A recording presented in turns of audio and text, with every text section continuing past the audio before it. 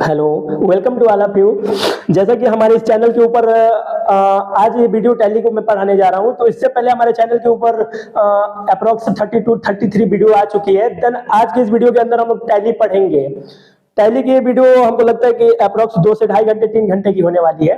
तो आज की फर्स्ट क्लास रहेगी जिसमें हम लोग सीखेंगे कि टैली के कुछ ऐसे टॉपिक जो आपके टैली में काम करते समय आपको वो बहुत हेल्प करेंगे, मतलब आने वाली है। तो फर्स्टली अगर इसकी मैं टॉपिक बनाया जाए, इसको कई पार्टों में बनाया जाए तो अप्रोक्स 6 से 7 पार्ट बन सकते हैं।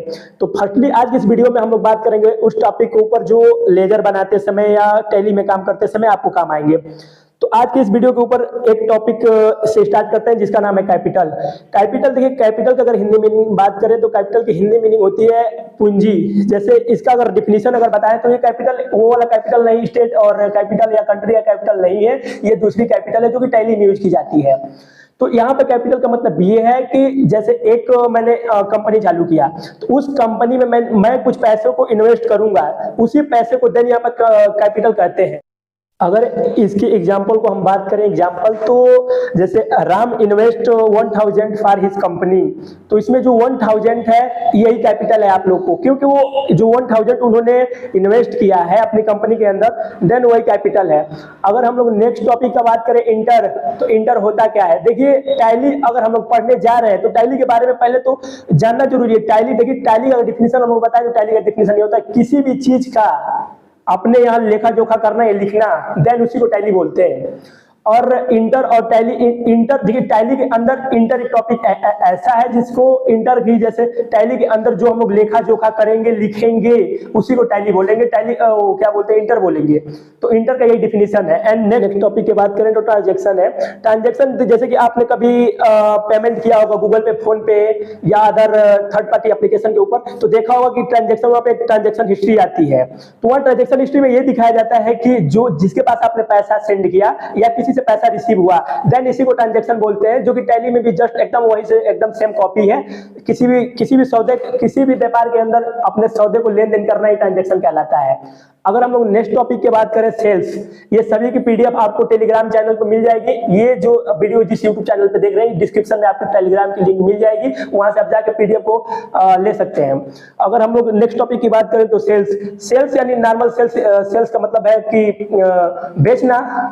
तो बेचने से मतलब ये कि मैंने मान लीजिए मैं होलसेलर या रिटेलर हूं, तो किसी सामान को मैंने लिया और लेकर किसी को बेच दिया, उसके बदले मैंने पैसा लिया, यानी बेच दिया, नॉर्मल मतलब उसे दे दिया, उसके बदले मैंने पैसा लिया, तो देन उसी को सेल बोलते हैं। और नेक्स्ट अगर नेक्स्ट टॉपिक की बात करें तो परचेस मतलब कि मैं जिस सामान को अभी सेल की बात किया हूं, जिस सामान को मैंने बेचा जो सेल में चला जाता है, और जो सामान को मैंने बेचा उसको किसी और के यहाँ से मैं खरीद कर लाया हूं, देन वो परचेस में चला जाता है। अगर टैली के नेक्स्ट टॉपिक की बात किया जाए तो closing stock and opening stock. देखिए क्लोजिंग स्टॉक समझने से पहले एक चीज आप समझिए कि जैसे कि मैंने अभी पहले बोला, वो किस टॉपिक में, सेल्स वाले टॉपिक में मैंने बोला था कि मान लीजिए मैं एक होलसेलर हूँ, किसी सामान को मैं लाता हूं, मान लीजिए मैं 50 किलो चीनी लाता हूं, तो 50 किलो चीनी में जो मैं अभी 25 किलो बेच दूंगा वो क्लोजिंग स्टॉक में चला जाता है, और जो शेष 25 किलो बचेंगे कल के लिए, मतलब कल मैं बेचूं परसों बेचूं, तो वो ओपनिंग स्टॉक में चला जाता है। जैसे एक एग्जांपल को और लेते हैं हम लोग के पास 50 रुपए, मान लीजिए मेरे को मिले 50 रुपए घर से, तो मैं वहां से 30 रुपए, 25 रुपए, 30 रुपए, 35 रुपए इन्वेस्ट कर देता हूं, मान लीजिए 35 रुपए। तो इन्वेस्ट करने के पश्चात जो हमारे पास 15 रुपए और बचेंगे वो ओपनिंग स्टॉक में जाएंगे, और 35 रुपए जो हमने इन्वेस्ट कर दिया वो क्लोजिंग स्टॉक में जाएंगे। तो ये टॉपिक आप लोग को समझ में आया होगा। एंड सेल रिटर्न्स, तो अगर परचेस रिटर्न की बात करें तो मान लीजिए कि मैं होलसेलर हूं, चाहे मान लीजिए मैं रिटेलर हूँ। जो रिटेलर बंदा होता है, छोटा मोटा दुकान वाला, वो होलसेलर के पास जाता है कोई भी सामान खरीदने के लिए।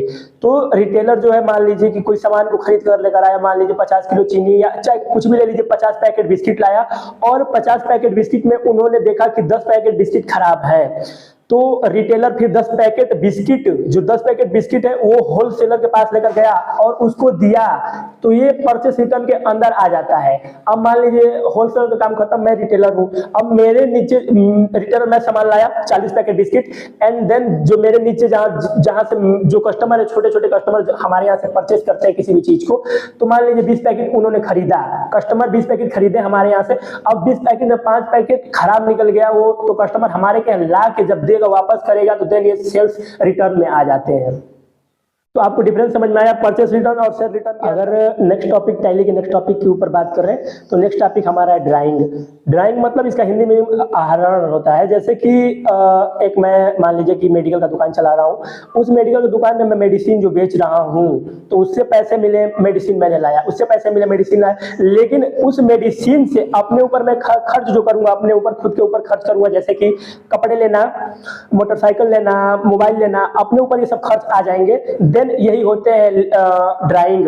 जैसे शॉर्टकट में बात करें तो किसी व्यापार से अपने खुद के लिए धन लेना, किसी सामान खरीदने के लिए अपने खुद के लिए धन लेना, देन ये सब ड्राइंग कहलाते हैं।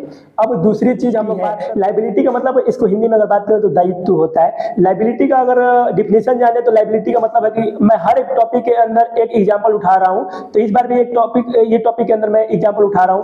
जैसे मान लीजिए मैं रिटेलर हूं, तो किसी होलसेलर के पास से मैं सामान लाता हूँ, ये तो नॉर्मल सी बात है, तो वो होलसेलर के पास से मैं जब सामान लाता हूँ, तो उसके पास मान लीजिए सामान लिया मैंने और वहां पे कुछ उधार लग गए, मैंने मान लीजिए 7,000 8,000 के सामान लिए, तो वहां पर मैंने 5,000 ऐड किए, तो 2 से 3,000 रुपए वो उधार लग गए। तो जब मैं नेक्स्ट टाइम जाऊंगा उस होलसेलर के पास, तो होलसेलर जो है वो 3,000 रुपए मेरे से पहले लेगा, देन उसके बाद वो अपने सामान जो बेचेगा, चाहे जो देगा वो तब देगा।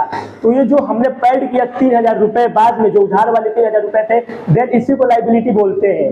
नेक्स्ट अगर टॉपिक की बात करें तो फाइनेंशियल ईयर। देखिए फाइनेंशियल ईयर, इस टॉपिक, ये टैली के अंदर मैंने इस टॉपिक को इसलिए रखा है कि ये फाइनेंशियल ईयर हम लोग अभी इस आगे दूसरी वीडियो में, नेक्स्ट वीडियो में हम लोग पढ़ेंगे वाउचर के बारे में, तो वहां पे आपको मिलेगा कंट्रा वाउचर। कंट्रा वाउचर के अंदर बैंक के बारे में पढ़ेंगे। तो जो ये फाइनेंशियल ईयर है ना, ये बैंक में ज्यादा ही मतलब काम आता है फाइनेंशियल ईयर, देन इसलिए मैंने इस टॉपिक के अंदर रखा है फाइनेंशियल ईयर। चलिए हम लोग समझते हैं फाइनेंशियल ईयर होता क्या है।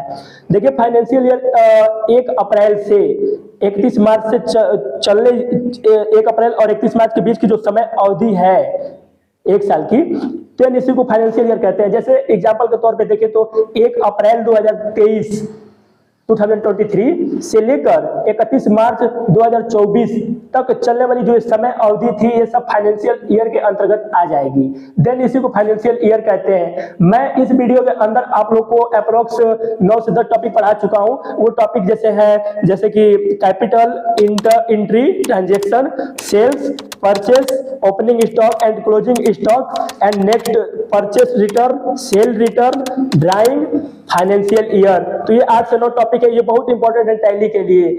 चलिए आज की वीडियो के अंतर्गत मैं यही हम लोग पढ़ेंगे। एंड आप कल एक वीडियो आएगी जो टाइप ऑफ वाउचर के ऊपर होगा, कंट्रा वाउचर, इसमें जो मैंने आज इस वीडियो के अंदर बात की है, तो वो कल वीडियो आपको मिल जाएगी। फिलहाल इस वीडियो को यहीं पे एंड करते हैं, लेकिन एक बात और, अगर वीडियो पसंद है तो वीडियो को लाइक एंड चैनल को सब्सक्राइब कर दीजिएगा। मिलते हैं नेक्स्ट वीडियो में, तब तक के लिए जय हिंद।